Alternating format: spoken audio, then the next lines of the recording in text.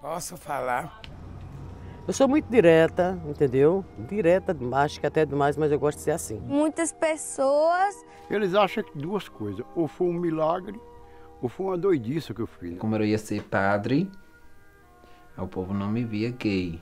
Me casei umas 4 vezes, deu certo. Outra não deu certo, foram-se embora. Aí fiz esse vestido de noiva.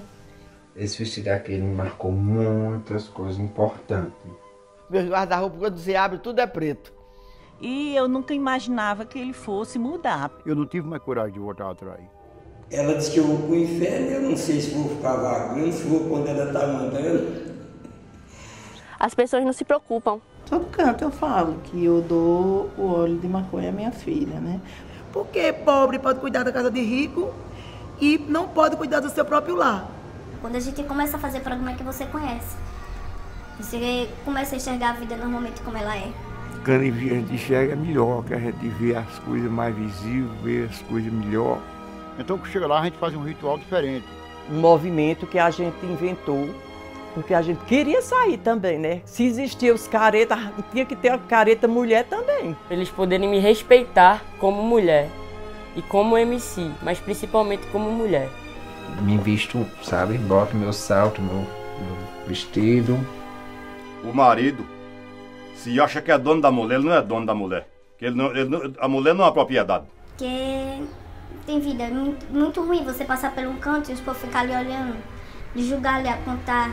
O grande amor da vida da gente, se cada um tiver a felicidade de encontrar, pode dizer que viveu feliz, sabe? É tudo da vida da gente. Ave Maria. E é isso aí. Não é só os moradores de pertinho, não. É dolorido demais, sabe? Isso não me afasta de ser solidária às mulheres que estão no presídio. Eu era o zumbi. Eu fui o zumbi. E eu tô correndo atrás dos meus sonhos. Isso me emociona.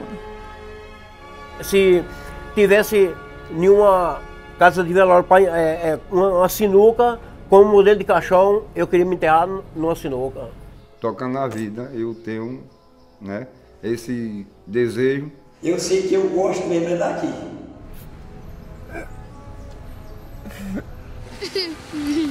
Eu sei que eu tô com aquele coração aberto.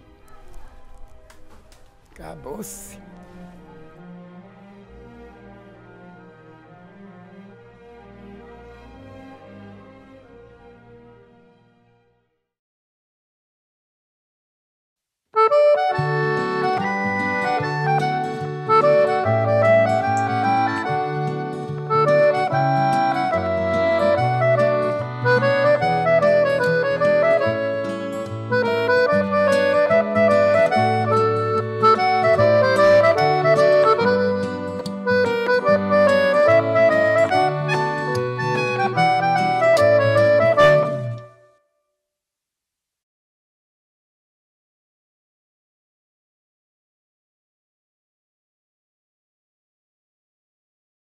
Foi incrível essa 16ª edição do Festival de Cinema Curta Taquari, tá junto com a oficina Documentando com o cineasta Marlon Meirelles.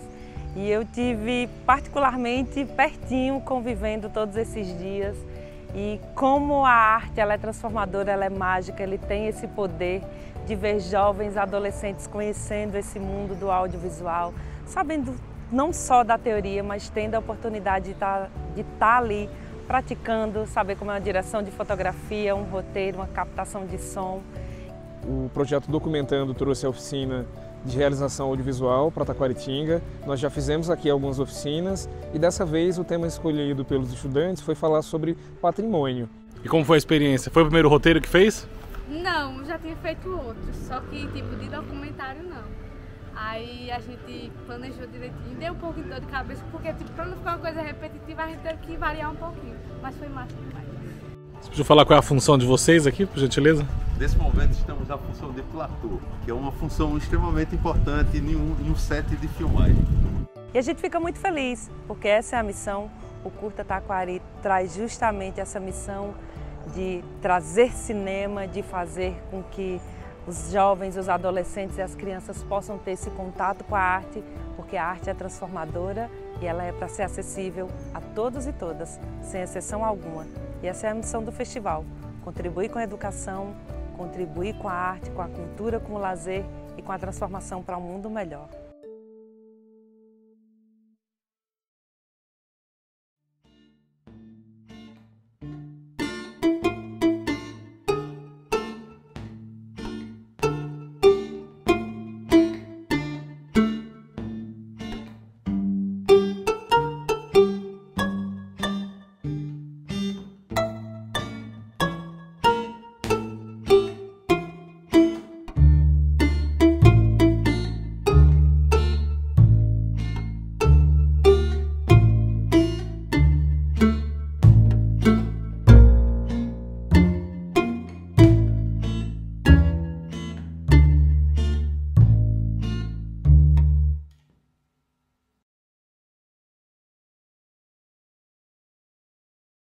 Eu comecei a pesquisar Gravatar no TCC e eu comecei estudando a paisagem daqui.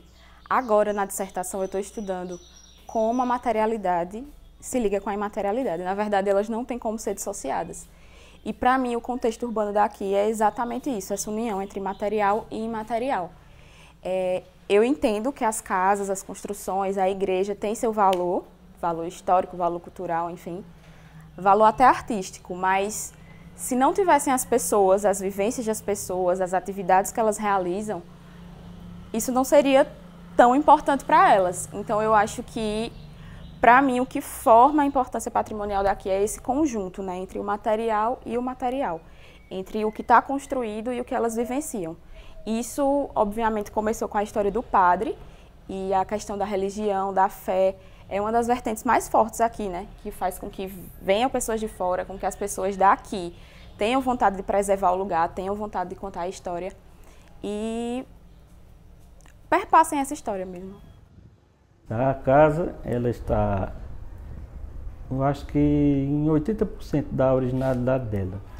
Foi perdido muita coisa ao longo do tempo, mas eu consegui voltar. Por exemplo, o piso de ladrilho, outra parte de cimento queimado, não quis mexer em questão de reboco, estrutura, essas coisas. A divisão permaneceu justamente para ficar o mais original e o mais próximo possível da primeira construção.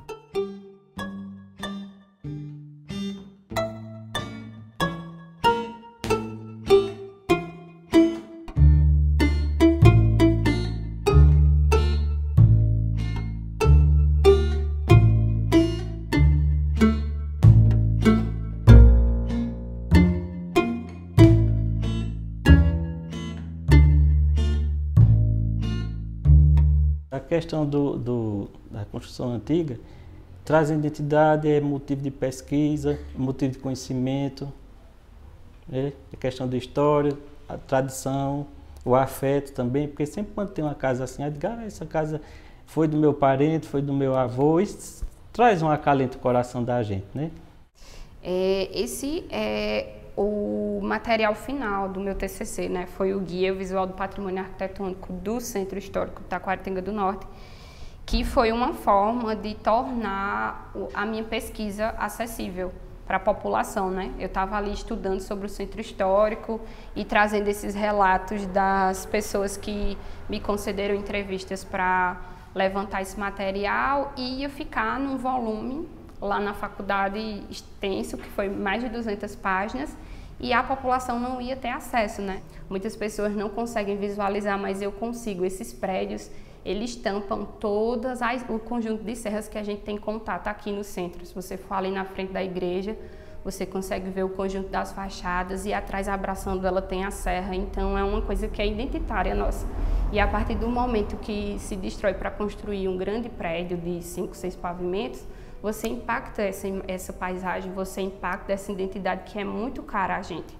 Você não tem uma sensibilidade para entender o que aquela construção representa para toda uma população, né? E eu acho que essa questão de achar que o poder econômico ele está acima de qualquer outra coisa é o que eu acredito que mais eles imaginam e pensam. Mas aí tem, né, essa galera em defesa do patrimônio que vai e diz assim, não, a cidade é nossa E por mais que você tenha uma propriedade, mas você precisa seguir as regras que toda cidade, toda comunidade, eu acho que isso faz parte de uma história muito mais antiga, né, de você seguir regras, você ter uma casa, mas você saber que você precisa deixar uma calçada. Isso é regra básica. Então, assim, se você compra um bem que é histórico, você tem que entender que você não está interferindo ali numa coisa que depende só de você, não é isso. Vários lugares que foram demolidos aqui em nome do progresso. Por exemplo, aí nessa praça, Padre Otto Salles, vocês conhecem a Praça da Santinha. Isso aí era um bloco de comércio. Já pensou se ainda existisse isso aí hoje? Eu sei que tem praças maravilhosas, cheias de flores, mas veja, como seria interessante você entrar num antigo mercado de farinha que não existe mais, na loja do meu pai, na barbearia, no bar que tinha uma sinuca, entendeu? Você vê isso nas fotos antigas da nossa cidade. Se pudesse ter conciliado o jardim, o novo e o antigo, sem destruir o antigo, é uma coisa maravilhosa. Aqui a gente pode ver, né, justamente a diferença entre essas casas e a dimensão delas, né? Provavelmente essa aqui tem 3 portas, já funcionou como comércio, como quitanda, enfim, como mercado. E essa outra era bem mais simples, que é a famosa casinha porta-janela. Mas também não deixa de ter os seus símbolos, né, seus significados nos frontões.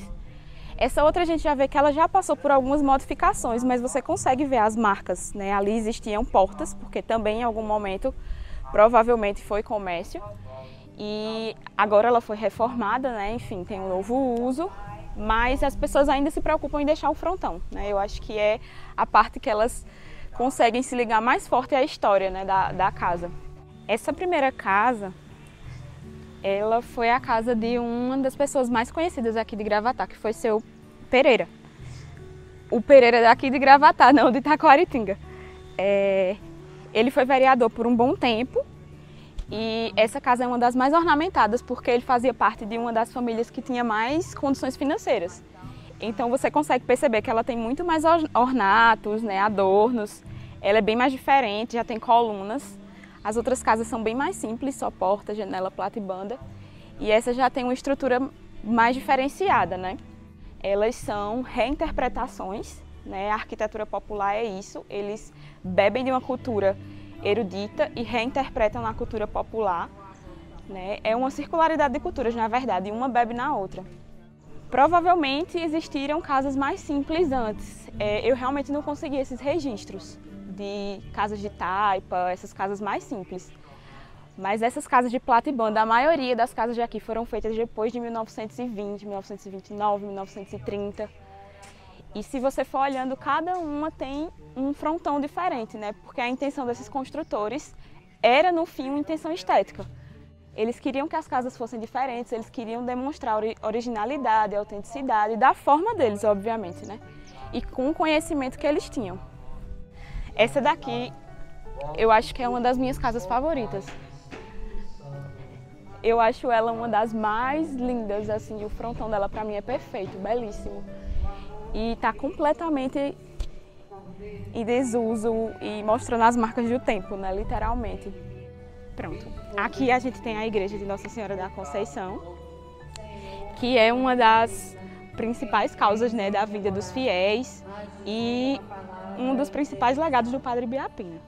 Ele construiu uma capela que foi reformada, teve essa grande reforma 100 anos depois, construíram as torres, fizeram forro, que foi o Padre Otto Salles, que é o padre de Taquaritinga, que fez essa grande reforma. E com certeza ela é um dos marcos focais assim, principais aqui de Gravatá. Aí a missa está acontecendo agora, que é uma tradição aqui do local, né? Quase todos os dias tem missa e sempre tem fiéis. É culturalmente um dos hábitos aqui do local. Tem um poema de Rui Belo que fala sobre as casas. E nesse poema eu me lembro muito das construções de uma maneira geral. E uma das partes do poema é ele dizendo o seguinte: as casas, as casas, as casas. Mudas testemunhas da vida. Elas morrem não só ao ser demolidas, elas morrem com a morte das pessoas. As casas de fora nos olham pelas janelas. Sem as casas não haveria ruas, as ruas onde passamos pelos outros, mas principalmente passamos por nós. E eu acho que é isso, sabe? O patrimônio, ele tá aí, ele tá construído, ele tem que ser preservado, mas a forma que ele se relaciona com a gente é crucial.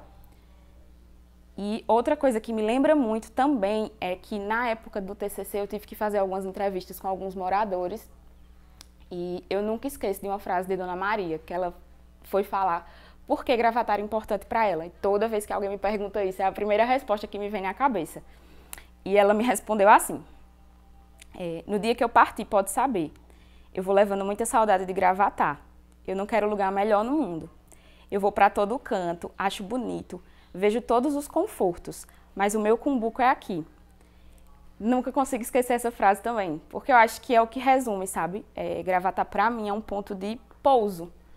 Eu já morei fora também, eu posso até morar fora amanhã de novo, mas eu sei que eu posso voltar, que eu vou ser acolhida, que eu vou reconhecer o lugar, que eu vou me reconhecer e vou lembrar minha história.